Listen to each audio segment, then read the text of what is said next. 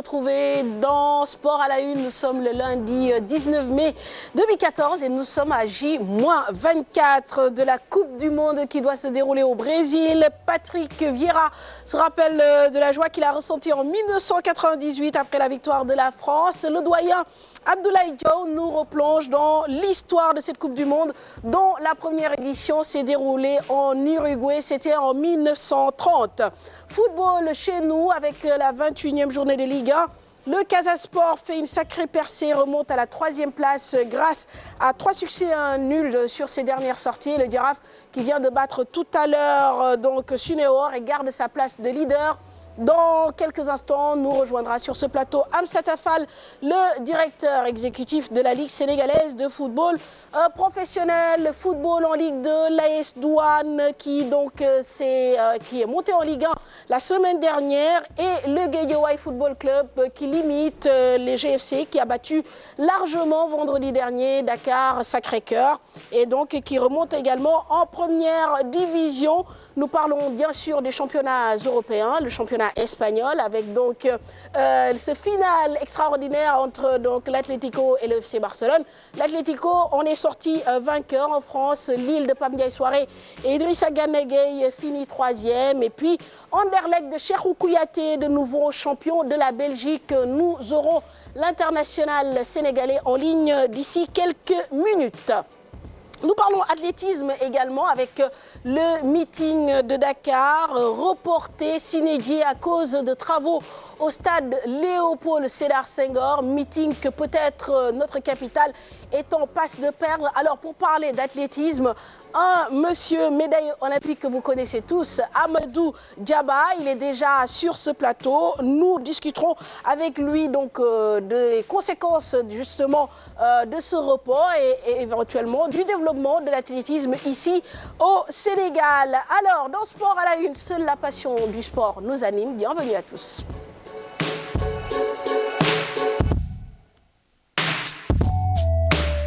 Malal Junior Diagne, bonsoir. Bonsoir Mamfatou, bonsoir à Cheikh Tidiane Diaw, bonsoir à tous les téléspectateurs de la télévision Futur Média. Et puis Cheikh Tidiane Diaw, bonsoir. Bonsoir Mamfatou, bonsoir à Malal et à tous les téléspectateurs qui nous regardent actuellement.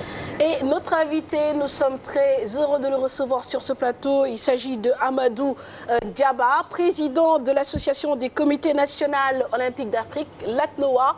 Monsieur Diaba, bonsoir. Bonsoir, je ne suis pas président de l'ACNOA, je suis président de la commission des athlètes de l'ACNOA. De la commission des athlètes de l'ACNOA, en espérant que vous serez président de l'association. Qui sait? Alors, dites-nous, donc on va parler d'abord de cette nouvelle qui est tombée samedi, donc suite à la réunion du bureau fédéral de la Fédération sénégalaise d'athlétisme, le meeting de l'IAAF de Dakar, reporté à une date ultérieure à cause des travaux qui se déroulent actuellement au stade Léopold Sédar Senghor. Amadou Diaba, quel est votre sentiment par rapport à ce report? Le meeting était prévu pour le 15 juin prochain. Bon, c'est une frustration parce que c'est la première discipline olympique qui passe à la trappe. D'autant plus que c'est un très très grand meeting qui est vu partout dans le monde. Et ça permettait au Sénégal de voir les meilleurs athlètes du monde. Et c'est un meeting qui est planifié depuis des années et des années. Et ça fait 1 an que nous savons que nous avions ce meeting. Et là, Couperet, on a reçu au niveau du bureau fédéral cette lettre du ministre des Sports disant que le stade est fermé et pour cause de travaux. Ce que nous comme Sénégalais, qu'on refasse le stade, c'est une bonne chose. Parce que c'est notre seul joyau que nous avons, c'est ce seul stade que nous avons. Donc le refaire, c'est une bonne chose. Mais il fallait voir s'il y a des compétitions importantes, plus ou moins, avant de commencer les travaux, pour qu'on puisse faire notre meeting. Et bon, là, on ne sait pas si c'est reporté. On attend l'IAF, la Fédération internationale d'athlétisme, le président Dia, comment ils vont réagir. Mais je pense que nous, en tant qu'athlètes, c'est vraiment avec la fédération, le monde de l'athlétisme, c'était vraiment avec pincement de cœur que nous avons appris cette nouvelle, mais sachant que bon, le stade Léopold Senghor devait être vraiment refait depuis belle lurette parce que ça commence à se dégrader. Et ça nous coûte cher qu'on a... avec le match de football qu'on a reporté, et ça ramène souvent le problème des infrastructures au Sénégal. Mais à qui la faute? La Fédération d'athlétisme qui n'a pas su prendre les devants ou bien les travaux qui prennent du temps? Non, moi je ne sais pas. Bon, je ne sais pas comment ça marche au niveau du ministère, parce que le Sénégal a été suspendu depuis 2 ans. Donc je pense que pendant ces 2 ans, on pouvait refaire la pelouse. Ça, ne pas attendre qu'on ait un match qui va se dérouler dans quelques temps qu'on le fasse. Bon, je ne sais pas comment ça se passe au niveau du ministère, donc je ne veux pas dire que c'est la faute du ministère. Donc, je loue qu'on refasse le stade, parce que moi j'ai mes bureaux au stade, je vois comment le stade ça se dégrade, et que vraiment c'est indigne que nous ayons un stade qui se dégrade comme ça, et qu'on le ferme, qu'on le refasse, c'est une bonne chose. Mais j'ai dit il fallait le faire à des moments propice où il n'y a pas de... La saison est terminée et qu'on puisse le faire. Et là, on attend, bon, comme tout le monde. Donc la fédération, je pense que aussi, bon, il devait parler avec le ministère depuis très longtemps. Tout à fait. Sachant qu'il y a le meeting international de Dakar, qui est, nous, notre Coupe du Monde, comme on se dit, parce que c'est vraiment notre meeting qui nous rapporte beaucoup, qui nous donne une visibilité. Et qui pousse les jeunes à venir embrasser notre discipline. Et donc, vraiment, il y a des retombées financières aussi, je pense. Et je ne sais pas si ça peut être reporté ou je ne sais pas comment ça se fait, parce que maintenant, le calendrier au niveau international a été établi planifié depuis plus d'1 an. Donc, ça nous fait mal en tant qu'athlète, je le redis, et avec tout le monde, la famille de l'athlétisme. Mais si on dit on ferme le stade pour le refaire, là on n'y peut absolument rien. Espérons que le stade va être vraiment réhabilité et qu'il y ait des discussions au préalable pour que ces impairs ne puissent pas avoir lieu. Bien sûr. Alors, avec Diabas, un seul stade répondant aux normes internationales, comment vous allez faire, comment vous comptez faire pour développer un peu la discipline? Bon, moi je pense que bon, le stade, bon, tout le monde sait ce que ça nous a coûté. Voilà, vous avez parlé de Coupe du Monde, on peut dire des si, parce qu'on a joué au Maroc. Donc je pense que c'est un peu frustrant aussi qu'on était suspendu, je pense, mais qu'après la suspension, qu'on ne peut pas avoir un autre stade. Je pense que ça revient aussi sur ces problèmes d'infrastructure que j'ai dit. C'est les mêmes infrastructures que nous avons ici. Tu vois, dans les régions, c'est toujours la même chose. Rien ne change. On a fait des réunions un peu partout sur les infrastructures. On en a fait un peu partout. Tous les documents sont dans les tiroirs. Je l'ai toujours, je redis encore. Il faut maintenant aller à l'action. Il nous faut des stades, sachant que le sport, c'est vraiment une source d'éducation. Et c'est une promotion de l'individu même. Un corps sain, un esprit sain, tout le monde le dit. Et je pense que nous, les sportifs, on a besoin de stades à Dakar, dans les régions qui tiennent aux normes. Voilà. Et je pense que si le budget du ministère ne répond pas, il y a des coopérations décentralisées qu'on peut aller chercher ailleurs et trouver des moyens d'avoir des stades pour permettre aux jeunes de pouvoir pratiquer le sport. Et là, on nous demande pourquoi le Sénégal n'a pas de médaille olympique depuis un moment. Ça, c'est des faits. Parce qu'on n'a pas de stade. Parce que nous, pour pouvoir compétir, on est obligé d'aller à l'extérieur pour pouvoir s'entraîner. Là, les athlètes ne peuvent pas s'entraîner. Beaucoup ne peuvent pas se déplacer à Iba Mar Diop. Donc c'est compliqué parce que c'est loin. Les gens qui habitent à côté du stade, comment ils vont le transport? Vous n'avez pas un minibus pour le transport des athlètes, non? Mais attendez, ça c'est les clubs. Avec le centre international de Dakar? Non, ça c'est le centre. Le centre a un bus. Moi je parle des autres clubs. Nous, il n'y a pas le centre. Il y a les clubs d'athlétisme qui sont là. Oui. Il faut que ces jeunes puissent s'entraîner.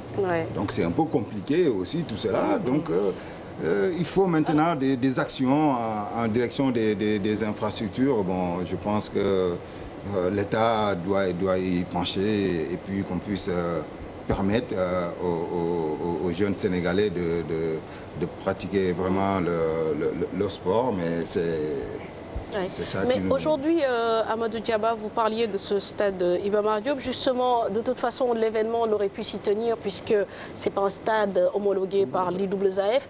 Mais aujourd'hui, est-ce qu'on ne risque pas tout simplement de zapper Dakar de ces tournées parce qu'on a l'impression que depuis quelques années, quand même, le président de l'IAAF nous avertit, déjà par rapport à la participation du public. On a l'impression que les athlètes ne courent plus la compétition et il y a encore justement cette annulation, ou en tout cas ce report, mais qui ressemble plus à une annulation qu'à un report, qui vient se rajouter à tout cela. Bon, peut-être espérons que ça soit un report, que ça ne soit pas une annulation, parce que vraiment ça va être très très compliqué pour nous, acteurs de la fédération, et nous, athlètes, qu'on supprime ce meeting. Là, le président Lamine Diack, il tient beaucoup. Ouais. Et je pense que l'année prochaine, le président Lamine Diack, il va quitter l'IAF. Je pense que ce sera une grande fête. Et comme on a fermé le stade, espérons que l'année prochaine, ça ne va pas être refermé et que l'année prochaine, on fera un très très grand meeting pour le départ du président Lamine Diack, en ce que je pense. Mais le perdre, vraiment, ça, on croise les doigts pour ne pas le perdre. Mais il y a pas mal de manquements qui nous amènent vers cette déperdition du meeting. Exactement. Il faut que la fédération sénégalaise s'y mette davantage et qu'on regroupe nos forces et que vraiment qu'on essaie de garder ce meeting qui peut lancer notre athlétisme. Justement, Diaba, le stade Léopold Sédar Senghor était là il y a longtemps et les athlètes sénégalais ne faisaient pas de résultats. Quel est le problème de l'athlétisme sénégalais? Est-ce que le Sénégal peut aspirer dans un avenir proche ou lointain à une médaille d'or ou bien à une médaille olympique tout simplement? Oui, mais je pense que bon, c'est la fédération et la direction technique qui doit faire le développement de l'athlétisme. Et bon, là, on a une fédération, les gens qui y sont, je ne veux pas tirer à boulet rouge sur les gens qui y sont, c'est des bénévoles qui sont là-bas. Donc je pense qu'aussi, il faut une fédération très forte. Une fédération où on peut avoir des athlètes de haut niveau qui sont dedans. Bon, avoir une fédération où il n'y a pas un athlète de haut niveau aussi, c'est des manquements. Donc il faut qu'on tende à avoir une fédération où les gens qui ont pratiqué le haut niveau, qui sont là-bas, qui donnent leur consentement. Et je pense aussi, bon, c'est un peu aussi de notre faute. En général, les athlètes, quand ils terminent, ils pensent qu'on va le nommer président ou quoi que ce soit. Il faut qu'ils militent dans ce sens-là. Mais là, actuellement, notre fédération n'est pas une fédération très, très, très forte pour pouvoir peser sur la balance. Et je pense que là, on compte sur les expatriés que nous avons au niveau du Sénégal. Actuellement, on n'a que Kassé Agne qui est sur la scène internationale. Et il y a un travail de base. Et ce travail de base, le président Lamine Diack l'a dit. Le président Lamine Diack a dit qu'il faut que l'athlétisme retourne à l'école. Il faut que l'USU marche. Oui. Donc, parce que la pépinière, c'est là-bas. Il faut qu'on puisse développer ces compétitions scolaires. Et on revient à ce truc. Avant, dans les lycées, il y avait des espaces où les athlètes pouvaient faire des compétitions. Ne pas aller à Iba Mar ou à Léopold Senghor. Maintenant, tu vas dans les lycées, il n'y a plus de pistes, il n'y a plus rien. Donc, le sport scolaire est mort. Donc, je pense qu'il faut revitaliser ce sport scolaire pour qu'on puisse avoir un sport de masse et tirer dans cette masse-là l'élite. Parce que moi, je reviens, nous tous, on est venus de l'école du sport scolaire. Alors, mais comment préparer, ou bien se préparer à une médaille olympique? Ça nécessite combien de temps? Bon, moi, mon exemple, ça nécessite 2 Olympiades, donc plus de 10 ans, je pense. Parce que c'est pas donner une médaille olympique, parce que si vous voyez tous les pays qui y sont, le nombre de médaillés, c'est très, très limité. Donc maintenant, le Sénégal, si on a un athlète ou 2 athlètes qui sont là, potentiellement médaillables, on les met dans des conditions de travail pour qu'ils soient médaillés. Mais pas, on ne les met pas dans des conditions où il faut passer un tour et après 2 tours et non. Donc maintenant, on a 2 athlètes et cela, ça incombe l'État. Il faut que l'athlète soit très bien suivi, qu'il y ait des compétitions de haut niveau. Et les compétitions, on n'en a pas à Dakar, c'est à l'extérieur. Et quand on athlète à l'extérieur, il faut qu'il se loge, il faut qu'il se nourrisse, il faut qu'il se déplace. Et tout cela, ça demande des moyens. Il faut des moyens en conséquence. Est-ce qu'aujourd'hui, un athlète comme Kassé Agne, il est médaillable aux prochaines Olympiades? Il est médaillable parce qu'il était finaliste au dernier championnats du monde. Et là, il vient de réaliser la 4e performance mondiale. Il a terminé 2e au Diamond League. C'est ça. Donc, il faut le pousser, il faut derrière lui, ça dépasse la fédération, ça dépasse son club. Ça doit être des athlètes d'État. Si on en a un ou deux, il y a Binta Diédhiou qui est au taekwondo, qui vient de gagner les championnats d'Afrique de taekwondo. On a Baladje, on a Isabelle Sambou qui a raté la médaille d'argent. Mais où sont ces athlètes? Bien sûr. Donc il faut cette suivi, quoi. Ne pas les laisser dans la nature. Il faut que vraiment c'est cela qui nous manque pour pouvoir accéder au très haut niveau. Juste revenir un peu, Diaba, avec vous dans la détection des jeunes talents. On a parlé de la relance de l'e-sport, des compétitions universitaires. Est-ce que vous avez été associé à la mise en place du programme pour détecter des jeunes talents? Oui, moi au niveau du CRD, du Centre régional de développement que je dirige, nous avons, avec la Fédération d'athlétisme, pour lancer un salon de jeunes. Que nous sommes allés à Koungheul, nous allons développer ça dans les régions. Et je pense que c'est cet outil qu'on doit lancer pour permettre aux jeunes de 8 à 12 ans et de 12 ans à 16 ans d'avoir l'outil de l'athlétisme. Donc vraiment, nous sommes en train de le lancer. Depuis longtemps, on le fait, mais ce n'était pas visible. Mais là, on va le faire avec la fédération. Là, on projette de le faire à Guédiawaye le 7 juin. Et là, on avait fait à Tchérine. Mais là, c'est avec la fédération, avec les techniciens qui viennent pour pouvoir détecter. Et donc, il n'y a que la détection et le suivi. Ça, si on n'en a pas, ça ne sert absolument à rien. Alors, Amadou Diaba, vous parliez tout à l'heure de cette commission des athlètes de l'ACNOA, l'association des comités nationaux olympiques d'Afrique. Quel est le rôle d'une telle structure? Une commission, d'ailleurs, tous les pays ont une commission des athlètes au niveau des comités olympiques. Donc je pense que c'est faire entendre la voix des athlètes. Parce que c'est les athlètes qui compétissent. Donc c'est des athlètes qui vont dire que le tatami là, il est bon. Le kimono là, il est bon. C'est l'athlète qui dit les chaussures là, elles sont bonnes. C'est l'athlète qui dit comment je vais me préparer. Parce que c'est les athlètes qu'on va aller voir. Bien sûr. Donc c'est des commissions qui sont vraiment importantes. Donc nous, au niveau de l'Afrique, donc le président Palinfo m'a chargé de mettre en place cette commission des athlètes. Donc on s'y attelle. Et petit à petit, les pays commencent à avoir des commissions. Et après, d'ici 2 ans ou 3 ans, c'est les athlètes eux-mêmes qui vont faire leurs élections, élire leur propre président. Et ça continue. Moi, je suis là pour faire seulement la base et le fondement. Très bien. Merci beaucoup. Une dernière question. Peut-être, je pense que dans un passé récent, vous étiez reçu par le président russe Vladimir Poutine. C'était quoi C'était quoi le prétexte? C'est le président Macky Sall qui nous a reçus avec la Fédération internationale d'athlétisme. Là, j'étais là-bas avec la commission des athlètes. Donc, on avait un stand et ce jour-là, il était en train de visiter. Et donc, il est tombé sur moi. Donc, voilà, on a pu discuter gentiment. Il n'y a que le sport qui peut faire ça. Le sport qui produit ses joies et ses rencontres. Donc, c'est pour cela, ça nous fait mal qu'on retire notre meeting. Ça nous fait mal que le Sénégal joue ailleurs des matchs de football. Donc, notre cri que nous voulons que l'État pense à mettre des structures pour le développement du sport parce que c'est un facteur d'intégration vraiment. Donc, le cri de cœur de Amadou Diaba suite donc à ce report du meeting international de Dakar, donc prévu le 15 juin et dont on ne connaît la prochaine date de tenue. Donc, Malal, on donne notre langue au chat. Voilà, pas d'infos. D'accord, très bien. Merci beaucoup, Amadou Diaba. On le rappelle, seul médaillé olympique donc, pour le Sénégal. Alors, nous allons tout de suite, Malal et Cher, partir en Belgique. Où nous sommes en ligne avec Cheikhou Kouyaté, international sénégalais, champion de Belgique depuis hier. Cheikhou, bonsoir. Bonsoir, Mapato. Comment vous allez? Je vais très bien. Ah oui, vous allez très bien parce que vous avez un titre de champion à savourer. Ouais. Alors, c'est mon 4e titre. C'est votre 4e titre et le 33e donc d'Anderlecht. Parlez-nous un peu de cette fin de championnat. C'était pas évident en début de saison, tout au long de la saison.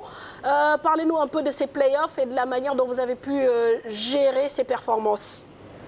Oui, c'était une saison difficile. On est de très loin. Parce qu'on était, je pense, il y a 2 mois, on était 4e. On nous avait éliminé même du titre. Et on se battait vraiment pour être 3e, pour avoir une place en Coupe d'Europe. Mais après, quand on était 3e, le coach nous a dit maintenant on va essayer de se battre pour la 2e place.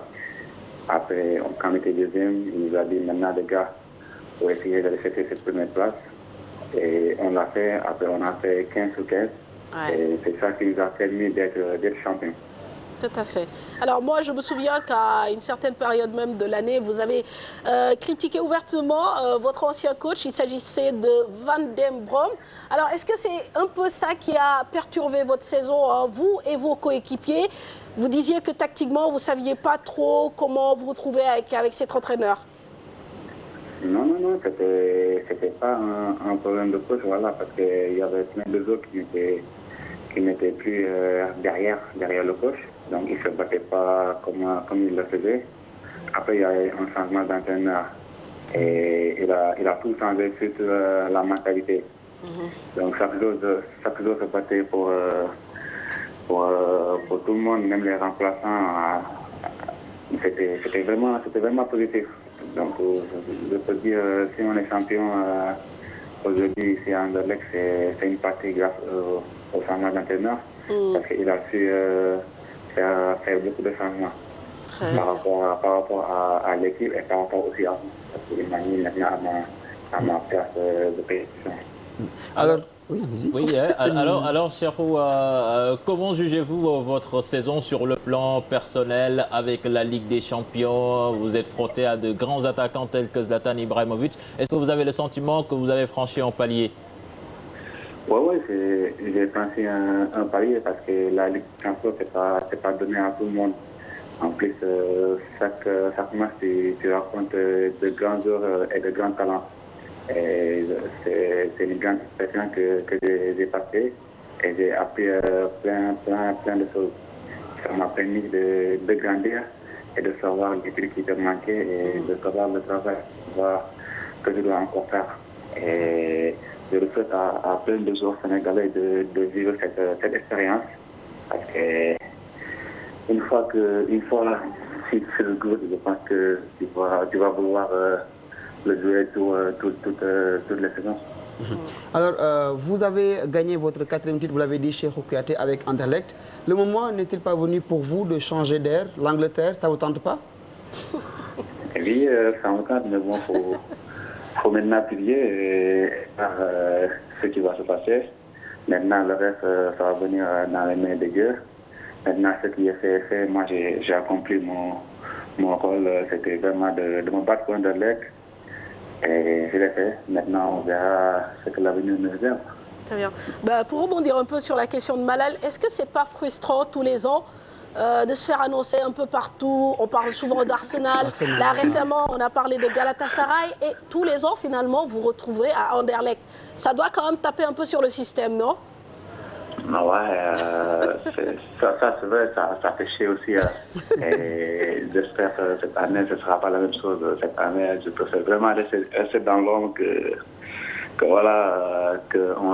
ça se fasse tout seul et qu'on verra qu'est-ce qui va se passer. Ouais. Maintenant, moi, le plus important, c'est de me concentrer sur mes entraînements, sur mes performances.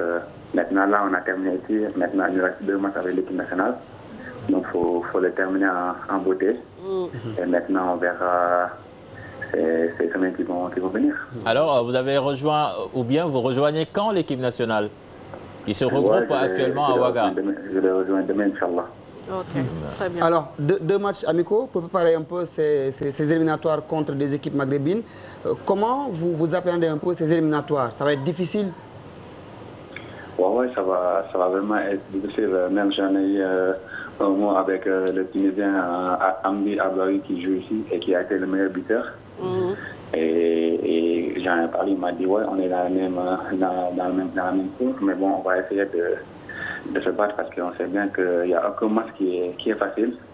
Maintenant, comme j'avais dit il y a quelques mois, il faut aller avec la même mentalité qu'on avait fait à Casa contre la Côte d'Ivoire. Je pense qu'avec cette mentalité-là, et que tous les Sénégalais soient derrière nous avec leur prière. Je pense qu'Inch'Allah, ça va aller. Très bien. Cheikhou, merci en tout cas. J'imagine que vous êtes en train de fêter votre titre. Bon voyage sur Ouaga pour donc ce match amical contre le Burkina Faso. Et puis voilà, bonne continuation dans votre carrière. Et encore une fois, félicitations. Merci Cheikhou. Merci beaucoup, Mapato. Au revoir. Merci, allez, au revoir. Amadou Diaba, merci à vous. Merci. Et puis à très bientôt. Sans transition, Malal, nous allons parler de basketball. La balle au panier avec les Mouroises de Mbour Basket Club qui ont réussi à se hisser dans le dernier carré de la Coupe du Sénégal. Les Mouroises ont réussi le tour de force de sortir l'ASC Ville de Dakar 70-67. Cheikh Sadibou Diarra, Aïssatou au Païfaï.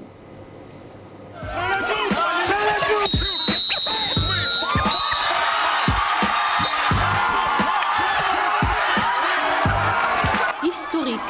Mbour Basket est dans le dernier carré de la Coupe du Sénégal dames. Les Mouroises ont créé la surprise en sortant en quart de finale les protégés de Cheikhou Diouf, ASC Ville de Dakar. Mais que la qualification fut longue à se dessiner. C'est après 3 prolongations qu'elles ont eu raison dans la bande à Maïmouna Diarra, l'internationale sénégalaise. 70-67, score final. Franchement, je remercie mes filles. Elles se sont battues corps et âme. Elles se sont tout données. Et voilà le résultat. Et toute la semaine, elles l'ont fait. Elles ont bataillé, travaillé pour arriver à ce résultat. Et je remercie aussi le public mourois. Franchement, sans eux, nous n'irons nulle part. Cette qualification redonne des ambitions au Mbour Basket Club. Ça marquera l'histoire du basketball mouroise. D'autant plus que nous savons très bien que l'équipe est superbement diminuée, mais nous n'avons pas assez de choses. Mais à savoir ce résultat-là, on forcera pour aller en finale. Tout reste à jouer. Les demi-finales de la Coupe du Sénégal dames se joueront entre Mbour Basket Club, UGB, Saint-Louis Basket Club et Dakar Université Club. Tidiane, à présent, les résultats de ces quarts de finale. Les résultats de ces quarts de finale avec Kayor Basket Club qui s'incline largement devant le Saint-Louis Basket Club 74-59. Mbour Basket Club, ASC Ville de Dakar 70-67. C'était beaucoup plus serré. UGB Uzo 74-51. Et puis le Dakar Université Club qui se qualifie au dépens du Garaf 62-50.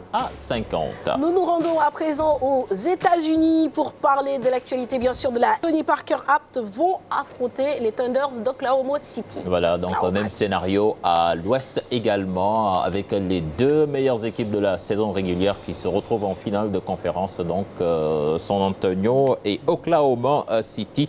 Oklahoma City qui a sorti donc l'équipe des Clippers. Alors, avis donc au couche-tard, le match démarre à 2h du matin ouais, environ. Et se termine à 3h, 5h du matin, l'heure à laquelle Malal doit donner les infos. Les premières infos sur la Un RFM. match de basket de NBA, souvent, ça dure presque 3 heures. Non, mais bon, c'est incroyable quand tu vois que quand il reste 30 secondes, ils peuvent mettre une demi-heure à jouer 30 secondes de timing, c'est énorme. Alors, sans transition, on va parler de football. Et là, on va commencer par la Ligue 2.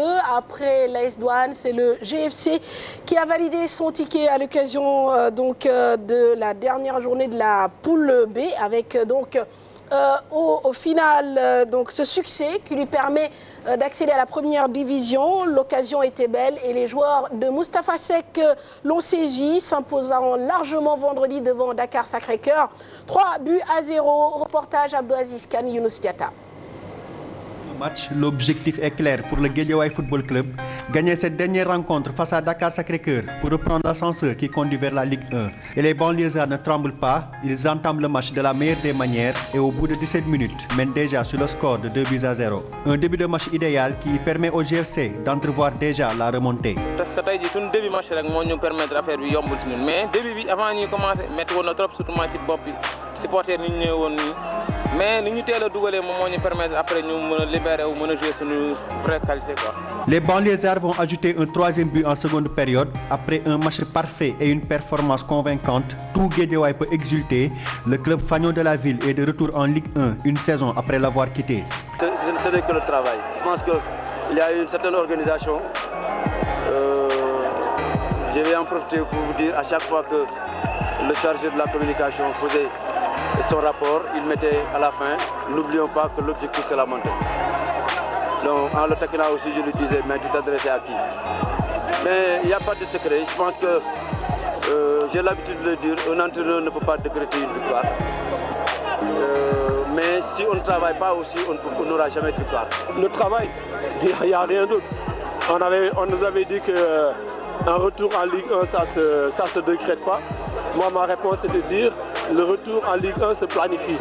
Donc on a planifié un retour en Ligue 1 par le travail, avec les joueurs, avec l'encadrement technique, avec tout le monde qui a été derrière nous pour que cet objectif soit une réalité. Donc aujourd'hui c'est une réalité et on va continuer le travail.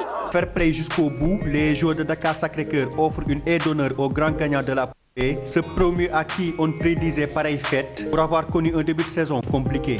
Il est vrai, nous avons eu un début de saison extrêmement difficile avec 2 défaites d'affilée. Nous en avons souffert certes, mais ça nous a rendu encore beaucoup plus courageux parce qu'au sorti de la 2e défaite contre l'Union sportive goréenne ici, le lendemain à l'entraînement, le discours n'était rien d'autre que tant qu'il n'y aura pas une équipe déclarée déjà en Ligue 1, on va continuer à travailler. Je pense que quand on est venu dans les premières journées, peut-être qu'il y avait un excès de confiance. Peut-être que mentalement on n'était pas prêt. Il y a eu une réaction très positive du groupe. Donc aujourd'hui, voilà un peu le résultat que ça donne. Les banlieusards ne partent pas vers l'inconnu. Ils ont déjà l'expérience de la Ligue 1 et la saison prochaine se prépare dès maintenant. La réussite, c'est une somme d'échecs. Nous avons fait des erreurs et nous apprenons à tous les jours avec nos erreurs. Et c'est pour ça que quand on reviendra en Ligue 1, on avisera. Pour moi, le groupe il n'y a pas de problème. Nous avons tout le renforcement par rapport à joueurs qui ont expérience en Ligue 1. Pour deux, nous devons maintenir, rester après l'année stop, nous devons pour Dara. Pour autant, la saison n'est pas encore finie. Le GFC va essayer de la conclure en beauté avec la finale du championnat qu'il va livrer face à l'AS Douane, l'autre club promu en Ligue 1. Abdelaziz Kane, merci. Alors, Dame Satefal, bonsoir. Bonsoir, Malal. Alors, moi, je dirais toujours d'été. Hein. Je ne changerai pas le discours. Comment appréciez-vous, Amsata, cette folle montée de l'AS Douane et du GFC? Merci bien, Malal. Bonsoir, Manfatou. Bonsoir, Cheikh Tidiane. Bonsoir, Amsatou. Je pense que c'est des équipes d'abord qui connaissent bien la première division pour l'avoir joué plusieurs fois. L'autre aspect, c'est que aussi c'est des clubs qui ont beaucoup travaillé avec un planning bien respecté. C'est vrai que GFC a connu 2 défaites d'emblée, en tout cas lors du début du championnat. Mais après, ils se sont retrouvés et ils le doivent avoir par d'abord leurs dirigeants. Je pense qu'ils ont de très bons dirigeants. La Douane s'était fait comme point d'honneur une remontée très rapide au niveau de la Ligue 1. Et deux entraîneurs qui commencent à avoir de l'expérience. Voilà. Non, pas une... C'est surtout par rapport à C'est ça. C'est vrai que Sega, c'est un vieux routier. Je pense qu'il fait partie des meilleurs entraîneurs de ce pays. Il a gagné beaucoup de titres. Il a entraîné pas mal de clubs. Moustapha Seck également. Il débute, c'est vrai, la carrière, mais dans son palmarès, déjà, c'est très riche. Hein. Il a déjà gagné une Coupe de la Ligue, il a été entraîneur national. Ça veut dire que quelque part, c'est à la fois aussi bien, disons, l'expertise des dirigeants, des entraîneurs au niveau compétences, disons, footballistiques, mais également au niveau de leurs dirigeants. Je disais que tantôt que la Douane s'était fait un point d'honneur pour remonter très rapidement, ils l'ont fait. Comment il s'appelle, GFC a mis 2 ans. Mais c'est des équipes qui méritent en tout cas la première division. Alors, Amsatou Fall, justement, on va s'arrêter un peu sur votre nouveau rôle, directeur exécutif de la Ligue sénégalaise de football professionnel. J'imagine que c'est un nouveau poste au niveau de l'administration générale de la Ligue. Est-ce que vous pouvez nous parler un peu, nous décrire ce poste? Oui, je pense que, honnêtement, je dirais que c'est comme une prémonition. Parce que moi, en 2003, j'avais gagné des titres. Hein. J'avais gagné avec la Jeanne d'Arc beaucoup de titres.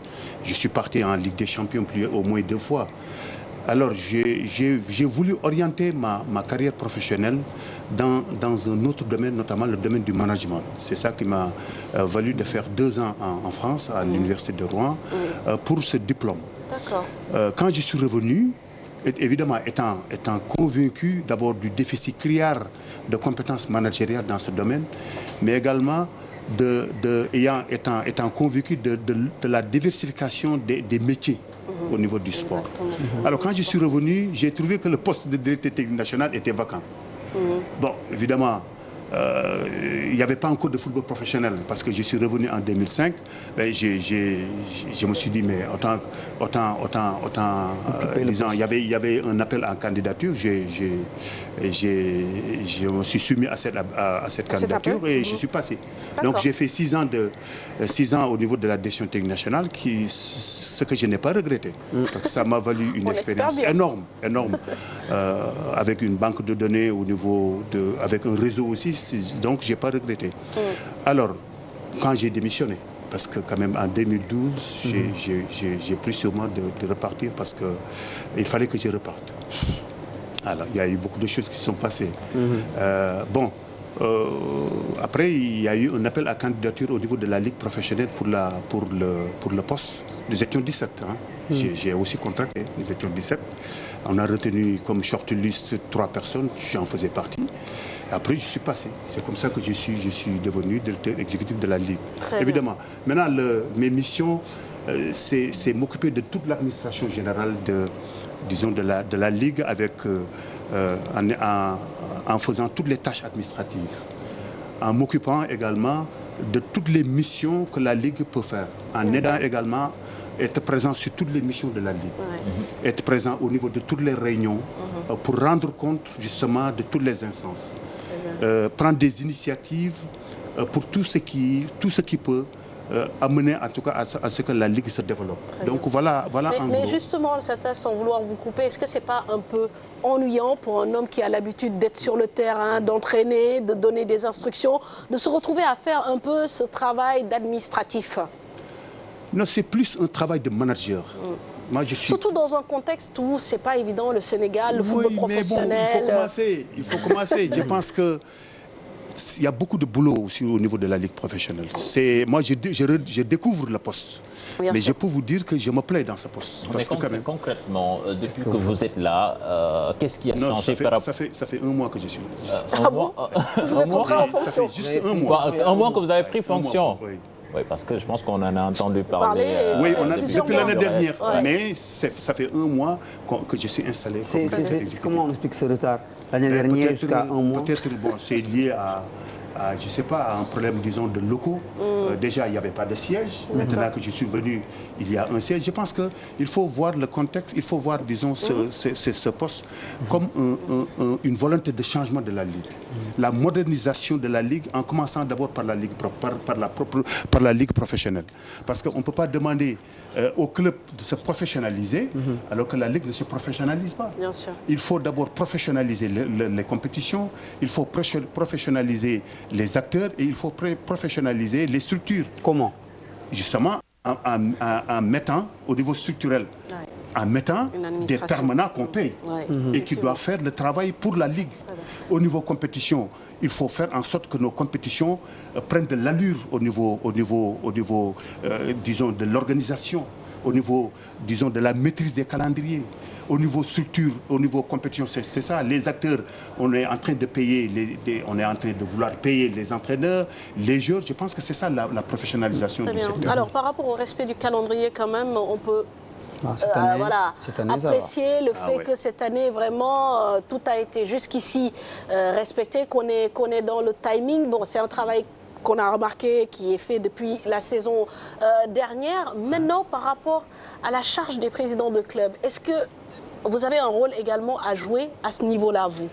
Vous savez, mon rôle, comme je viens de le décrire, c'est plus un rôle, disons, d'abord de m'occuper, disons, de l'administration, tout ce qui est programmation des compétitions. Aujourd'hui, je suis en plein dans la programmation des compétitions pour que tout se fasse avec l'équité requise, avec toute la compétence requise.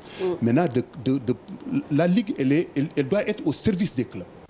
Elle est au service du club du point de vue d'abord de conseiller, mais quand elle sera riche, elle n'est pas riche. Elle n'est pas encore riche. Et comment elle va être riche? Elle n'est pas du tout riche. Pour le moment, on gère les compétitions autant que faire se peut, mais il y aura un moment où, avec les dividendes, les clubs, il y aura une répartition où les clubs pourront... Vous avez signé un contrat juteux avec une société de téléphonie mobile. Oui, bon, disons, on s'en félicite. On s'en félicite parce que ça nous permet de vaquer, de régler tous les problèmes de fonctionnement de la Ligue, parce que c'est très lourd le fonctionnement de la Ligue. Ça permet également, disons, de payer les permanents qui sont au niveau de la Ligue, parce que c'est ça la professionnalisation. Et les clubs gagnent quoi dans ce sponsoring? Les clubs professionnels, oui. Est-ce qu'ils ont leur part de ce lot? Non, je pense que pour le moment, les clubs n'ont pas encore commencé à gagner. Mais parce que simplement, c'est un gap, c'est pas un gap, disons que c'est un sponsor qui permet à la Ligue de fonctionner correctement. Parce que vous avez parlé tantôt, disons, de la maîtrise des calendriers. Aujourd'hui, on joue régulièrement les compétitions à date échue. Maintenant, le public commence à venir. Vous avez vu aujourd'hui. Bien sûr. On va le voir tout de suite d'ailleurs. Donc, je pense que c'est ça qui fait que la Ligue, disons, peut être la locomotive du football professionnel. Et si elle se prend comme une locomotive, elle va faire un effet d'entraînement qui va toucher les clubs.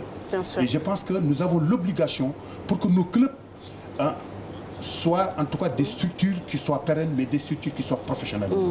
Mais il faut commencer par la Ligue. Alors justement, vous parliez d'un stade rempli tout à l'heure. Malal, tu y étais d'ailleurs? Oui. J'y étais, c'était à l'occasion des 2 dernières rencontres de cette 21e journée qui a vu le Jaraaf de Dakar, leader de cette Ligue 1, consolider sa place après sa belle victoire sur l'équipe de la Sunéor, 2 à 1. À noter que le Jaraaf a joué à 10 pratiquement 50 minutes après l'exclusion du buteur Kébé. Abdoul Aziz Khan était en compagnie de Younous Diatta et de Issa Pera.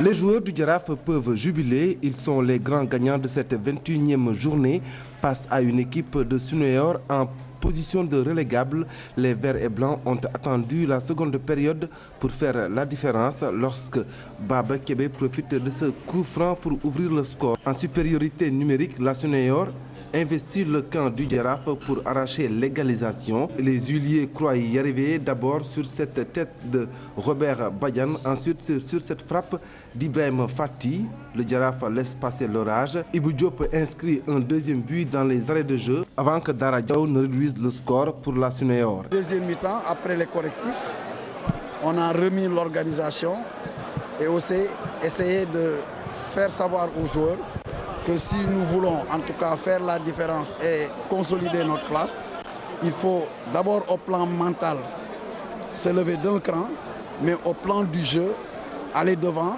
et essayer de scorer. On l'a cherché, on l'a eu, mais malheureusement, aussitôt après ce but, on a eu la sortie du buteur qui a été expulsé. Donc réduit à 10, il fallait retrouver une bonne organisation, contenir l'équipe et procéder quelquefois par des comptes. Après la mauvaise passe, Abdoulaye Sarr est convaincu que cette victoire ramènera la sérénité dans la maison des Verts et Blancs. Maintenant, peut-être avec cette avance qu'on peut consolider, l'équipe retrouvera la sérénité. Parce qu'il faut dire que depuis 3 matchs, on n'a pas marqué de but. Ça peut installer le doute chez les acteurs. Mais nous aussi, on a travaillé à ce niveau pour leur dire que c'est une passe qu'il faut vite dépasser et essayer de se remettre sur orbite.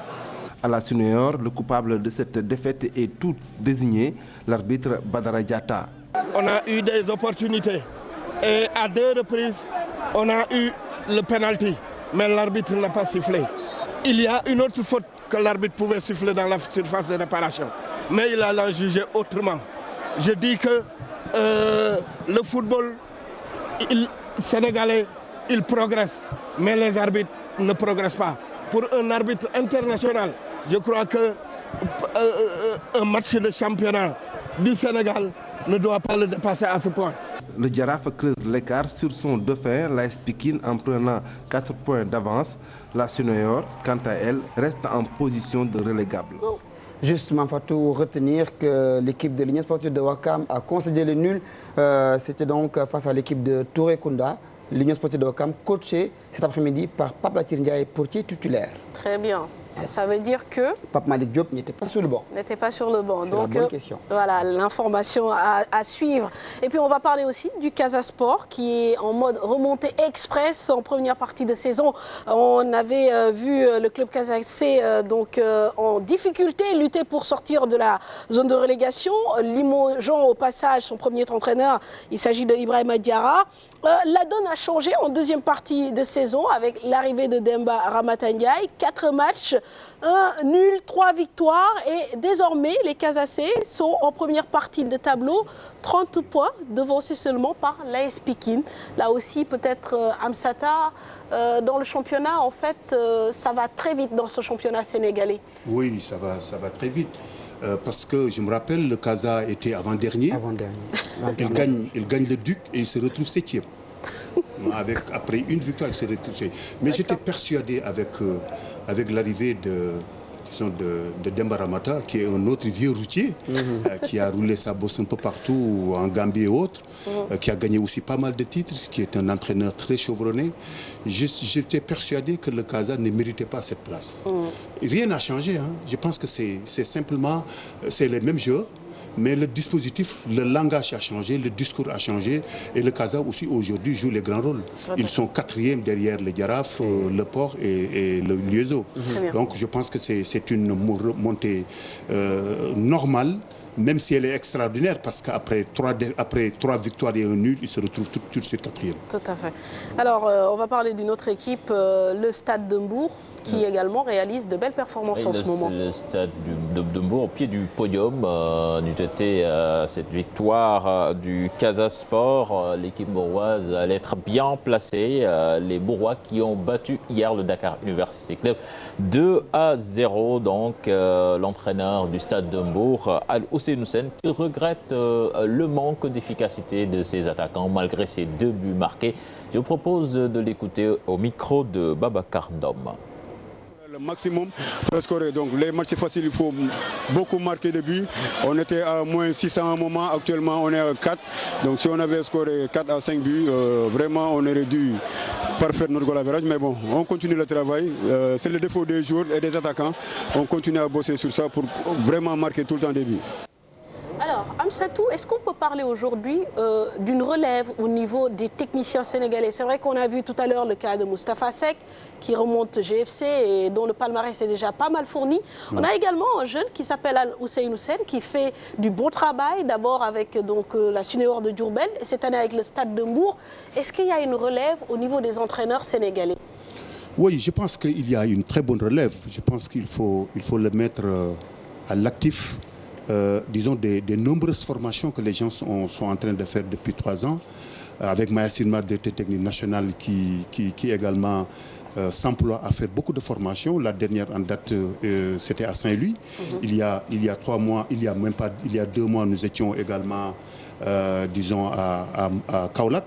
Ce qui fait que justement, parce qu'il n'y a pas autre chose, hein, il faut se remettre toujours en cause, parce que le football, c'est pas une science exacte, mais il faut tout le temps se remettre en cause pour avoir d'autres compétences. Ce qui fait qu'il y a de nouveaux entraîneurs qui viennent. Je pense qu'il faut saluer la performance aussi du Stade de Mbour, qui était l'année dernière en Ligue 2 et qui est en train de faire un très bon travail.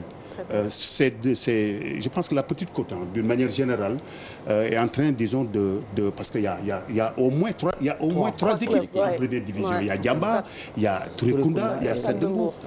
Stade de Mbour, c'est la 2e équipe, la 2e ville derrière Dakar. Je pense qu'ils sont en train de faire du bon travail. Très bien. Je voudrais signaler simplement un fait qui a été, disons, assez important.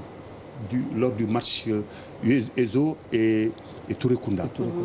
Vous avez vu la banderole oui. Que les supporters ont dressé. Que les joueurs ont amené même sur le terrain. Les joueurs ont amené. Oui. C'est pour remercier. C'était un match Touré Kunda Touré Kunda, Uzo. Mais les joueurs ont amené une banderole où c'est marqué les supporters remercient Mbaye Diouf Dia. Qui se trouve être le président de Touré Kunda. Parce que Mbaye Diouf Dia. Donc ce sont les supporters Wakamois. Voilà. Parce qu'il a eu à faire un geste lors du match Ezo Djambar où c'était émaillé d'incidents. Bon, la police en était mêlée, certains trucs étaient retenus, certains supporters. C'est Mbaye Diouf Dia qui a déclenché, qui a permis, en tout cas, de décanter la situation avec Konaté, Ibrahim Konaté. Je pense qu'au moment où on remarque maintenant de plus en plus la violence s'installer un peu dans nos stades, je pense que c'est important que ces gestes puissent se pérenniser dans le secteur. Bravo à Mbaye Diouf Dia. Amsata, donc, Mamfat, on fait le point donc, de cette journée avec la victoire du Casa Sport devant Yego. 1-0, Pikine qui chute face à NGB, une défaite qui sera peut-être lourde de conséquences. Djambar qui perd face à l'Olympique de Ngor 2-1, Liguer qui s'impose devant le port autonome de Dakar 1-0 et puis le Stade de Mbour qui bat le Duc 2-0. Aujourd'hui donc il y avait le Giraffe de Dakar qui s'est imposé 2-1 face à Sunéor et puis un but partout entre Uzo et Touré Kunda. Donc pour le classement, le Giraffe de Dakar donc, qui obtient maintenant 38 points. Et qui fait un bon championnat. Le Giraffe, qui est monté aussi un peu en puissance. Ah oui, il fait un très bon championnat. Hein. Voilà, c'était un match aujourd'hui qui était très difficile parce qu'ils étaient en face d'une équipe qui était venue pour justement lui barrer la route. Ils ont joué à 10, mais je pense qu'ils sont en train aussi de faire un bon championnat. Comme du reste, c'est Pikine aussi. Et Pikine, quand même, c'est la première année où on voit Pikine disons, occuper les grands rôles, occuper les postes clés. Mais est-ce qu'on a un peu le sentiment que quand même, malgré une présence dans le haut du tableau, Pikine n'arrive pas à être régulier et en fait c'est un peu ça qui plombe donc, sa place dans le classement de Ligue 1. Mais ils sont deuxièmes, Fatou. Oui, mais justement, ils sont deuxièmes, mais le Casa est troisième avec 30 points. C'est vrai qu'à un moment, ils ont fait match nul contre Touré Kunda chez eux, ils ont fait match nul contre Yogo chez eux. Ce sont des points qu'ils ont laissés. Hein? Nous, c'était en tout cas ces contre-performances, certainement, ils seraient au même titre que les Giraffe. À noter que la Pikine est présente sur les trois tableaux. Coupe du Sénégal, Coupe de la Ligue et Championnat national. C'est l'une des rares équipes qui est présente sur tous les trois tableaux. Voilà, donc la Pikine à 4 points désormais du Giraffe de Dakar. Et en troisième place, nous avons l'Uzo avec 31 points. Donc quatrième, le Casa Sport. Le Casa Sport, donc, bon, le titre quand même avec 8 points de retard, ça paraît un peu difficile à jouer. 5 journées de la fin. 8 points, c'est pas une simple affaire. En bas de tableau, Sunéor 13e, donc relégable en même temps que Yego. Sunéor 21 points et Yego 15 points. Cher, nous restons avec vous pour parler. Signaler, que le meilleur buteur du championnat a encore marqué. Oui, Ibrahim Diop, 14 buts. Bon. Un petit commentaire sur cela? Bon, je pense qu'il est il est sur le bon chemin, disons, de doubler la mise. Parce que l'année dernière, je pense que le meilleur buteur avait 13 buts, si je ne m'abuse. Avec 11 buts. Aujourd'hui, non seulement il le dépasse, mais il reste encore 5 journées. Et je suis persuadé que Ibrahim Diop, le connaissant avec son talent, il va encore marquer. Nous sommes en train de vivre, en tout cas, un championnat inédit. Aussi bien en bas du tableau qu'en haut du tableau. Tout peut arriver. En haut du tableau, allez, on peut dire que du Giraffe, de Pikine, de Uzo, du Casa, le 5e, c'est qui encore? Le 5e, ça doit être le Stade de Mbour. Le Stade de Mbour. Mais chacune des équipes peut prendre le championnat. Ouais. En bas du tableau, bon, à part Diego qui est un peu décroché, et même s'il parvient en tout cas à faire des résultats sur ces 5 matchs, vous allez me dire que c'est extrêmement difficile, mais je pense que ça va se jouer jusqu'au bout, le championnat. Il est inédit et il tient au suspense. Et c'est ça qui fait justement le charme d'un bon championnat. Très bien. Alors, on va parler de la relève, peut-être, qui sortira de cette académie Aspire, puisqu'il y a eu des tests de recrutement qui se sont déroulés là également. Voilà, et Aspire qui a bouclé donc ces tests de recrutement donc, pour l'année 2014. Donc, Aspire, c'est un centre qui est basé à Mbour, donc, qui fait bénéficier à ces jeunes joueurs une formation de 5 ans. Donc, je vous propose de suivre le manager général donc, de ce centre de formation. Il s'appelle Lamine Savané. Je vous propose d'écouter. c'est de trouver des joueurs, de leur donner une opportunité de se former en tant que footballeur et en tant que personne, et de les aider à trouver, à commencer en tout cas leur carrière professionnelle de football, qui évidemment sera en Europe. Donc le Qatar, ce n'est même pas en fait dans notre objectif, ce n'est pas ça.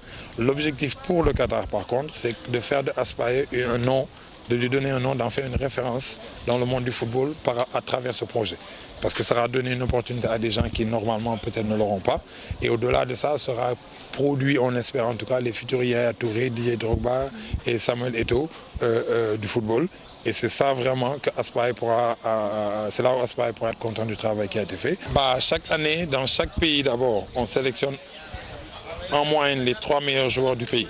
Ensuite, ils vont au Qatar où ils passent 3 semaines à 1 mois où ils font une autre série de tests où il y a les 50 meilleurs du monde entier. Et c'est à partir de là que chaque année, on sélectionne la nouvelle promotion qui en général sont entre 13 et 20 joueurs. Et ces joueurs qui sont sélectionnés rejoignent l'académie ici au Sénégal. Et à partir de là, ils passent 5 ans jusqu'à ce qu'ils aient 18 ans et qu'ils puissent avoir la chance d'essayer le football professionnel en Europe. Ils sont inscrits à l'école privée Cœur Madior qui est à Hambourg. Donc ce qui se passe le matin, ils se réveillent, ils ont leur séance d'entraînement, ils se reposent un peu, et bon, ils prennent le petit déjeuner, ils se reposent, ensuite ils vont à l'école, ils descendent vers 13h, 13h30, ils viennent manger, ils se reposent et il y a une séance d'entraînement l'après-midi à partir de 16h. Aujourd'hui, on en est à 17 pays et il y en a 12 sur le continent africain et le reste, ce sont des pays qui sont en Amérique latine, en Amérique centrale et en Asie. Malal, tu aurais été dans ces conditions, tu serais devenu un grand footballeur, c'est sûr. C'est dommage que quand j'étais plus jeune, il n'y avait pas tous ces centres-là. Je suis Saint-Lysien, je connais. Hein. Oui, mais moi, je n'ai jamais joué au football. Hein. Je ne cache à personne. Hein. Voilà. Moi, mon dada, c'était les arts martiaux et le basket. D'accord, très bien. Alors, mais... grand journaliste, mais tu n'as jamais flirté avec le foot. Du tout. Moi, c'était plutôt les tatamis. Vous ne jouez pas au foot, mais vous aimez parler du foot. Oui. Donc, on va parler de foot européen avec la Ligue 1. Française. Ligue 1 française. Cette fois-ci, c'est fini. La messe, elle est vendue. Le Paris Saint-Germain est champion pour la 2e fois de suite en France. Mais l'histoire qui nous intéresse le plus, c'est les équipes qualifiées pour l'Europe avec Saint-Etienne qui a réussi, en compagnie de Lyon, à décrocher une place pour l'Europa League. À noter qu'également, du côté de la lutte pour donc le maintien, mais Lille également, des deux Sénégalais, Idrissa Gana Gueye et Pape Ndiaye Souaré, a réussi à décrocher sa place donc, sur le podium 3e et qualifié pour le tour préliminaire de la Champions League européenne pour l'année prochaine. C'est une bonne saison, une bonne récompense pour la constance de ces Lillois qui se sont beaucoup battus et qui sont restés 3e pendant pratiquement très longtemps. Depuis septembre. Depuis septembre, voilà. Ils se sont battus pour le faire et c'est bien, bravo. À noter que Evian Tourneau Gaillard a ruiné le rêve de Chocho après près d'une soixantaine d'années de présence en Ligue 1 française. Chocho est relégué en Ligue 2, battu qu'ils ont été par Evian Tourneau Gaillard sur leur terre devant leur public 3-0. Le rêve de Renard finalement ne se réalisera pas. Tout à fait, Renard qui risque donc de quitter, qui a annoncé d'ailleurs qu'il a... Voilà. Ah oui, quelle belle promotion. On parlera également, Malal, de Souleymane Diawara qui donc ne jouera pas. Et on va parler à présent de l'Espagne. De l'Espagne, donc avec ce match qui a cristallisé toutes les attentions ce week-end entre le Barça et l'Atlético. C'était la finale de la Liga, donc les Catalans qui recevaient au Nou Camp les Colchoneros et c'était donc l'Atlético qui cherchait un match nul, qu'ils ont obtenu donc avec ce corner marqué par Diego Godin de la tête. Et le Barça donc qui y a cru pendant 45 minutes avec cette ouverture du score d'Alexis Sanchez, donc un but monumental, mais cela n'a pas suffi donc pour les Blaugrana. En fait, même a du mal à voir le ballon. Je me suis posé la question, comment ils ont fait, comment il a fait Alexis Sanchez pour marquer ce but? Peut-être Amsa a une réponse. C'est extraordinaire. C'est un but qui vient de nulle part. Parce que quand même, personne ne s'attendait d'abord à la frappe. L'angle était fermé, mais il a tenté le coup. Et je pense que... Et surtout, comme d'habitude, la défense de l'Atlético était tellement bien placée que... Je te dis. Voilà, il fallait une frappe pareil pour marquer. Il y avait au moins 8 joueurs barcelonais qui étaient dans la surface. Et comment il s'appelle le gars, Godin qui a sauté.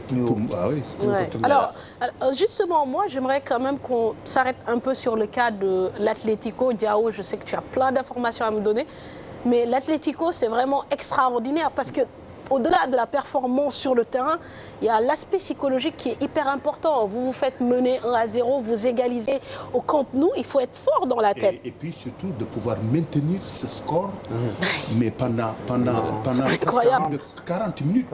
Non, je pense que, vous savez, c'est vrai que le mental est disons, à une grande part dans le haut niveau. Il faut vraiment être préparé. Et je pense que, parce que l'Atlético n'a pas de vedette, comme on en a au Real de Madrid, à Barcelone, à Manchester City, et ainsi de suite. Mais c'est un groupe qui est forgé à l'image de leur entraîneur, qui joue numéro 6 à l'Atlético. Donc, qui se bat sur tout le terrain, qui défend ensemble, qui attaque ensemble. Je pense qu'ils ont vraiment mérité d'être là. Alors, voilà, donc cette équipe d'Atlético Madrid, comme ça vient de le dire, qui est à l'image donc de son entraîneur. C'est vrai que c'est une équipe qui n'a pas de vedette, mais qui a quand même de très très bons joueurs de football. Au milieu de terrain comme Koke, Thiago Mendes, Gabi, c'est d'excellents joueurs. Déjà, ce sont des bagarreurs et en plus, ils ont la technique. Parce que des fois, il y a eu un moment dans ce match où ils ont subi le match volontairement. Et cette équipe, quand ils décident d'attaquer même, elle pose des problèmes au Barça. Ça veut dire que c'est une équipe qui est à l'aise quand elle décide de jouer au ballon, qui l'est également quand elle décide de défendre. Franchement, et donc, a priori, Malal, le Real peut s'attendre vraiment à une forte opposition le 24 mai en Ligue des Champions. Ça annonce, ça promet une très belle rencontre avec une belle opposition de style. Mais je pense que la tâche ne sera pas facile pour le Real de Madrid. Surtout que quand même, il y a des absences ou bien des joueurs qui pourraient être absents dans ce match. Notamment... Il y a déjà Diego Costa qui est forfait et on parle de Cristiano Ronaldo et Benzema qui ne sont pas au top de leur forme. Bon, alors, on espère quand même en tout cas, ce championnat espagnol aura été haletant jusqu'au bout. Et on a apprécié de voir peut-être le leadership revenir à l'Atlético au détriment du Real et du Barça. Ça nous change un peu. Voilà, 11 ans. Et puis c'est important dans un championnat, l'équilibre compétitif. Le fait d'avoir des équipes qui se tiennent de très près. On l'a vu en Angleterre où Manchester a bataillé ferme devant Liverpool et devant Chelsea pour décrocher le titre dans les 2 dernières journées. On l'a vu, vous savez, quand vous voyez dans le championnat allemand où Bayern très loin. Pendant presque 2 jours, pendant plus de 2 jours. Au mois de mars. Au mois de mars, il était déjà champion. En France, Paris Saint-Germain l'est aussi depuis très longtemps.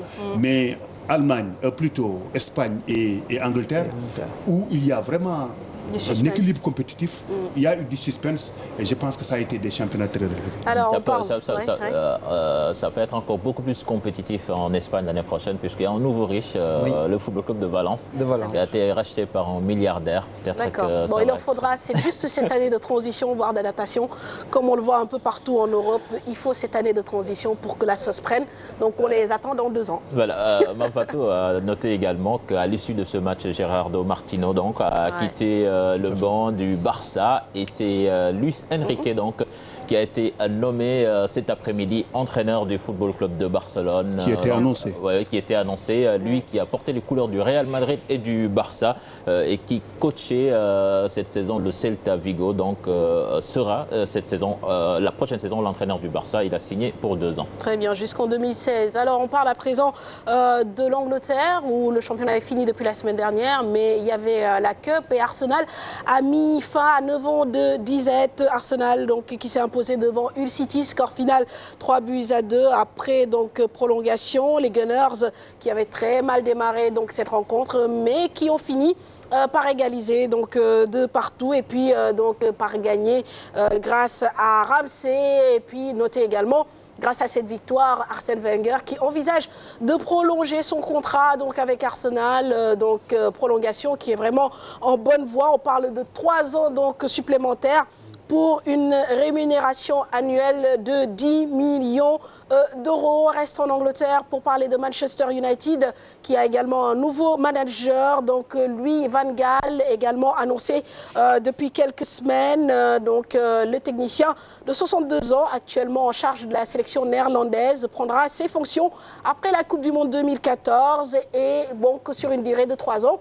Il aura comme adjoint Ryan Giggs qui a décidé également de mettre un terme à sa carrière de footballeur. Et donc, on aura la paire l'année prochaine à la tête de Man U, Louis van Gaal et Ryan Giggs. Qu'est-ce qui se passe en Allemagne? On va boire de la bière à la bavaroise avec cette 12e doublée du Bayern de Munich qui a réussi à battre l'équipe du Dortmund sur la finale de la Coupe 2-0. Tout s'est joué dans les ultimes minutes, les prolongations. Arjen Robben a décidé de signaler à la 116e minute. Il a été imité quelques minutes plus tard par Thomas Müller. C'est donc cette victoire qui permet donc à l'équipe bavaroise de bien finir cette année sportive après avoir été éliminés en Champions League. Ils ont réussi quand même à faire le doublé, le championnat acquis depuis très longtemps. Ensuite, la Coupe d'Allemagne devant l'ennemi juré, le Borussia Dortmund. Ce qui fait que, quoi qu'on puisse dire aussi, la saison a été bien arrosée. Ouais, pour Pep Guardiola aussi, qui entamait sa première saison, c'est pas mal de titres. Il a eu 4 titres. Il a eu 4 titres, Guardiola. Je pense qu'il était très critiqué cette dernière semaine par Beckenbauer, par Thomas, par Sammer. Mais je pense qu'il s'est... L'équipe du Bayern était moins souverain face à Dortmund lors de cette finale-là, puisque quand même Dortmund a failli gagner le match, surtout en deuxième période. Ils ont mis une grosse pression sur Bayern de Munich. Finalement, c'était un match de gardiens. Les gardiens étaient très forts. Et finalement, donc, c'est...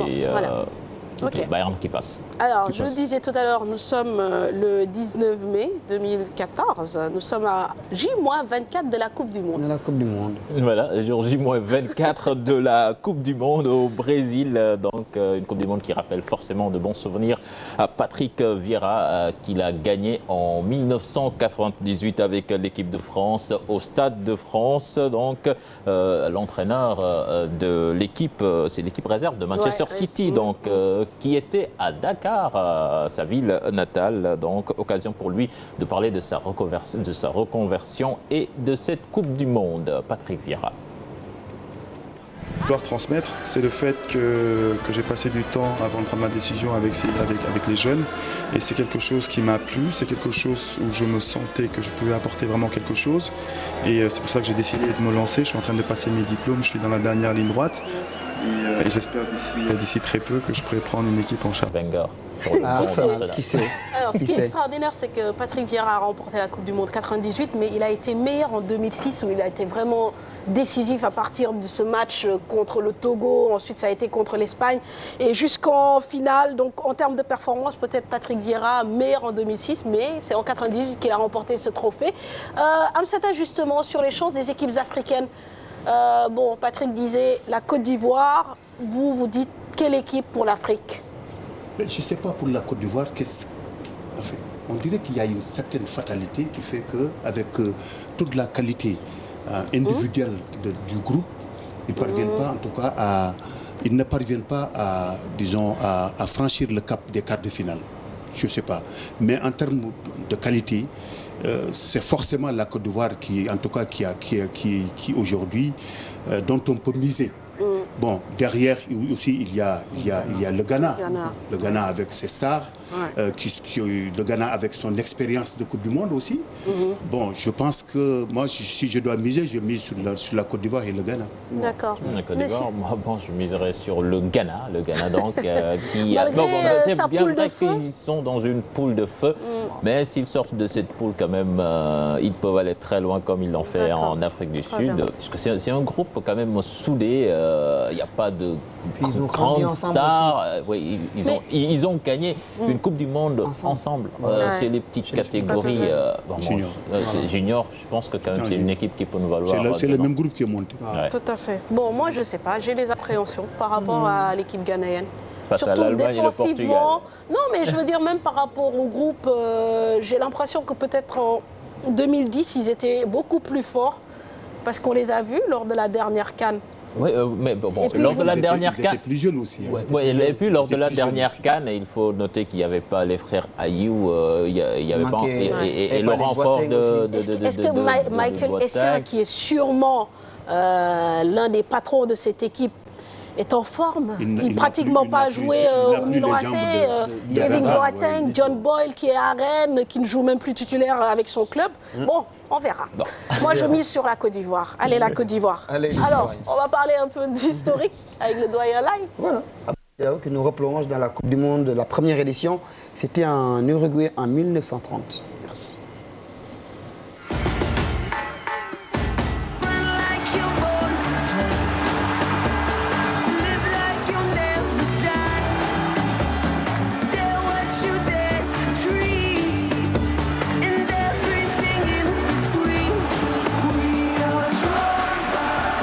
Amsterdam, 26 mai 1928, congrès de la FIFA, présidé par le Français Jules Rimet, qui ambitionne d'organiser dès 1930 la première Coupe du Monde de football. Une commission animée par un autre Français, Henri Delaunay, est chargée du projet du congrès de Barcelone, les 17 et 18 mai 1929. L'Uruguay est pressenti pour accueillir la première édition dès 1930. La Coupe du Monde est née. Seuls 4 pays d'Europe prendront part à cette première Coupe du Monde de football. La France, la Yougoslavie, la Roumanie et la Belgique. Les 9 autres pays viendront des Amériques Sud et Nord. L'Uruguay est tout heureux d'accueillir un tel événement, à l'occasion surtout du centenaire de son indépendance. Dans le groupe 1, l'Argentine, le Mexique, le Chili et la France. Dans le groupe 2, le Brésil, la Yougoslavie et la Bolivie. Dans le groupe 3, l'Uruguay, le Pérou et la Roumanie. Dans le groupe 4, les États-Unis, le Paraguay et la Belgique. C'est à Pocitos, le 13 juillet 1930, que la France dispute son premier match contre le Mexique. 4-1 pour les Français. Lucien Laurent devient le buteur français historique.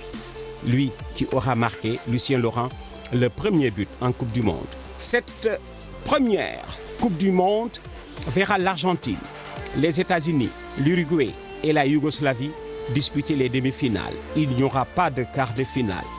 C'est le premier de chaque groupe qui se qualifie pour les demi-finales.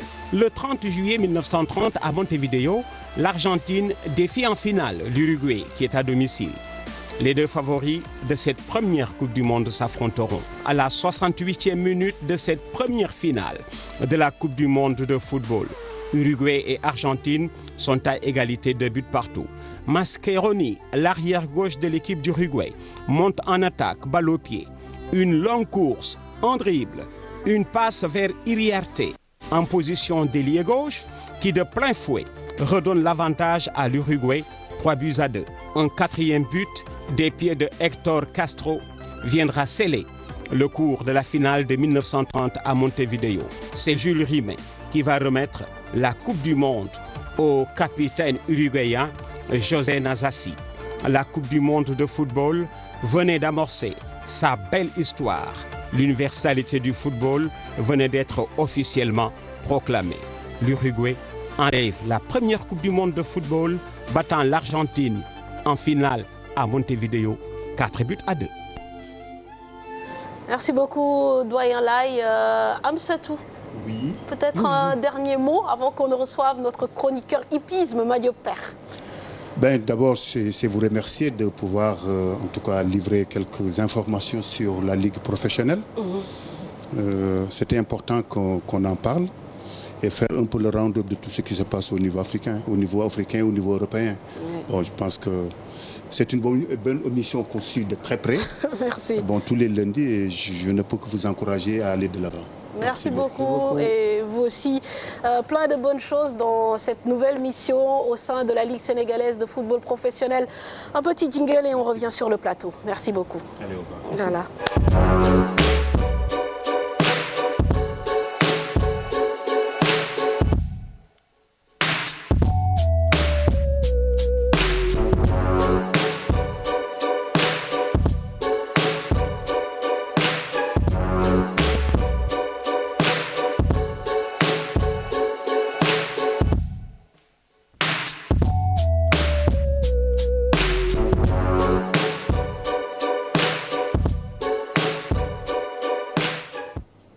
père ñu ngi lay nuyu. maa lay fay Malal maa lay nuyu Satiane maa ngi nuyu di nuyu ñi ni seetaan ñëpp. yow xam naa ni semaine dernière manqué woon nga ñu. dëgg la semaine dernière moom ñëw woon. comme nee nga yow da nga géeyal Malal bi mooy tooñ sànq naa ma seet nga. waaw non ñu ngi lay féliciter di la ndokkale si donc jabar ji di féliciter aussi Bakary Cissé bu stade ak Amady Biagui ak Amady Biagui aussi suñu caméraman ñoom ñëpp fi mu ne nii ils sont rentrés dans la cour des grands alors Madiop lan nga ñu indil tey. waaw moom Fatou lu ñu njëkk indi mooy Singapour demoon nañ fa Singapour nekk benn dëkk boo xam ne Singapour ñu dawaloon fa grand prix bu am solo grand prix fas bi ko raw nekk nay XL fas bu baax boo xam si ne raw ko ci ñu leen tegoon nag ci nga xamante ni moo fa amoon ci prix mi ngi nekkoon 3 millions d'euros. 3 millions d'euros. waaw est-ce que loolu mën nañ koo traduire. deuxième course bi ci des loolu mën na war na ko mën a xayma. mën na ko mën a xayma 65 millions et poussière. 65 millions. beneen course par 3. beneen course bi ci des Mame Fatou. mi ngi ne amoon États-Unis. waaw moom tamit fas bi ko raw mi ngi gagné presque 700 millions 50. 700 millions. bilaay de francs CFA. francs CFA. d'accord xam nga ñooñu dañuy dund ko et puis hippodrome yu rafet yi nii. beneen bi gazon la mais bii gis nga suuf la nii. ok mais dafa rafet macha allah. dafa rafet kay. waaw dafa rafet. li moom war na inspiré suñu. waaw lii war nañ si mën a am vraiment fii Sénégal. mu nekk hippodrome bu rafet noonu fas yi gis nañ ne fas yu baax macha allah fas yoo xam ne dañuy traité gis ngeen ne ñi daaw ñooy fëlante noonu. waaw ñii dañuy dund course ñi moom dañuy dund course dëgg. dëgg la dañuy dund course beneen bi des hippodrome Tama Xat démb demoon nañ fa. grand prix bu am solo lañ fa defoon démb. nga xamante ni ki ko tëggoon waa CNG course hippique président Senian. xam naa élément yi du ñëw mën a ñëw parce que mi ngi noonu gis nga mi ngi noonu. grand prix ñu dem seetaan ko te ñëwaat ci plateau bi. merci.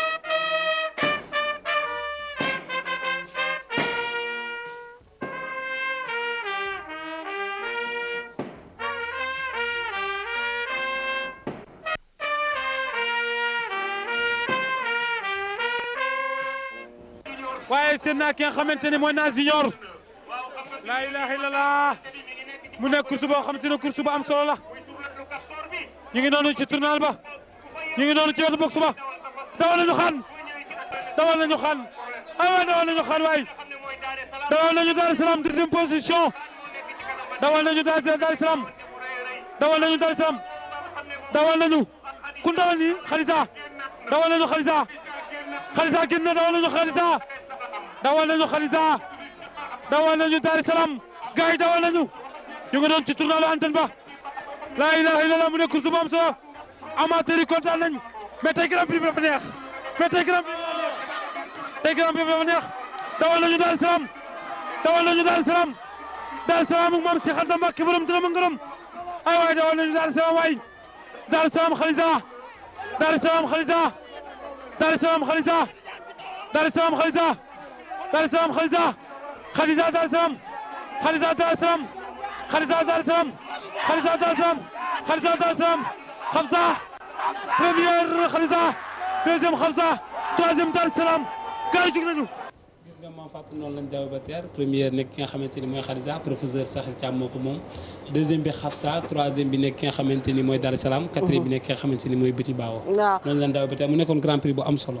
d'accord waaye je pense que ni war nga remercier aussi sa caméraman bi lay accompagner chaque fois. waaw Ibou Cissé maa ngi koy remercier bu baax moom vraiment day jàpp ci liggéey bu baax a baax vraiment day jàpp ci liggéey bu baax mais Mame Fatou indiloo naa la box yi mais nag mais xam nga temps bi fu mu ne dafa xat xanaa ñu bàyyi ko ba semaine prochaine incha allah Cheikh lan nga si yokk. waaw man kay suufam bi rek man moo ma si jaaxal lu tax suuf bi ñu wane woon xaw ma Singapour xaw ma fan lu tax. waaw Singapour ñooñu dañoo évoluer ci course. dañ ko dund mais suuf kat moom am nañ ko ñun tamit. mën nañu waaw ñun am na suuf mais ñun suuf boobu ak suuf bi moo bokkul yàlla lu bind ko wutale. toppatoo bi ak toppatoo bi tam dañ ci leen jaral ne. du ñàkk nag ne boo ñëwaatee altine incha allah rabbi man maa lay tegal reportage ci palefrenier yi ci parfum yow man maa lay teg reportage bëggalee la ko. ci parfum yow ci parfum man mi jaay. voilà loolu de war na mën a nekk. waaw ba nga ñëw altine incha allah. incha allah bu dee yàlla incha allah. loolu mooy sa kàddu bu mujj comme ça ñu tàggoo. bon ben sant ñëpp et puis souhaiter une très bonne fin de soirée sur les antennes de la télévision Futurs Médias. Et donner rendez-vous aux sportifs par rapport aux différentes compétitions qui s'annoncent. Très bien. Madiop, heureux ménage. moom Fatou xanaa di gërëm ñi ñu doon seetaan ñëpp parce que nit moom ñu koy seetaan di gërëm Cheikh Tidiane di gërëm Malal. Très bien. Et vous, Cheikh, bonne soirée à minuit. Ouais, à minuit. Pour le bulletin d'info. Très bien. Merci à toutes les équipes techniques, les caméramans, les réalisateurs et encore une fois les journalistes sportifs qui nous accompagnent. Excellente soirée à tous et à la semaine prochaine. Au revoir. Ciao.